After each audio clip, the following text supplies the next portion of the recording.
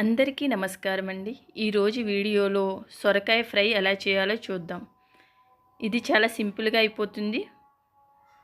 చాలా టేస్టీగా ఉంటుంది. కొంచెం డిఫరెంట్‌గా ఉంటుంది. తప్పకుండా ట్రై చేయండి. దీనికోసం నేను మీడియం సైజు సొరకాయని తీసుకున్నాను. దీని పైనున్న పొట్టు తీసేసి ఈ విధంగా చిన్న చిన్న ముక్కలుగా కట్ చేసి పక్కన పెట్టుకోండి.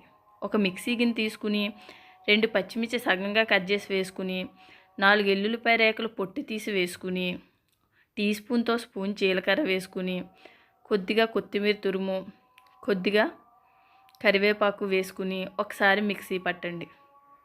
అవసరమైతే కొద్దిగా వాటర్ వేసి కూడా పట్టుకోవచ్చు. దీన్ని పక్కన పెట్టండి. స్టవ్ వెలిగించుకుని ఒక కళాయి పెట్టుకుని కళాయి బాగా వేడెక్కినాక సిమ్లో పెట్టండి. 4 స్పూన్ల ఆయిల్ వేసుకుని మీడియం సైజు ఉల్లిపాయని చిన్న చిన్న ముక్కలుగా కట్ చేసి వేసుకుని కొద్దిగా కరివేపాకు వేసి సరిపడా సాల్ట్ వేసి ఒకసారి కలుపుకున్నాక ఈ ఉల్లిపాయలు సగం వేగినాక ఒక స్పూన్ అల్లం వెల్లుల్లిపాయ పేస్టు, అర స్పూన్ పసుపు వేసి మళ్ళీ ఒకసారి కలుపుకోండి. ఇది కొంచెం వేగినాక ముందుగా చిన్న చిన్న ముక్కలుగా కోసుకున్న సొరకాయ ముక్కలను ఇందులో వేసుకుని ఒకసారి కలిపి మూత పెట్టి సిమ్లో మగ్గించుకోండి. మధ్య మధ్యలో మూత తీసి కలుపుతూ ఉండండి, త్వరగానే ఉడికిపోతాయి. ఇప్పుడు మూత తీసి ఒక మీడియం సైజ్ టమాటాని చిన్న చిన్న ముక్కలుగా కట్ చేసి వేసుకుని మళ్ళీ ఒకసారి కలుపుకున్నాక మూత పెట్టి మగ్గించండి.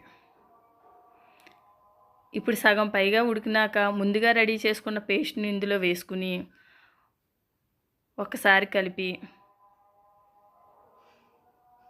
మళ్ళీ మూత పెట్టండి.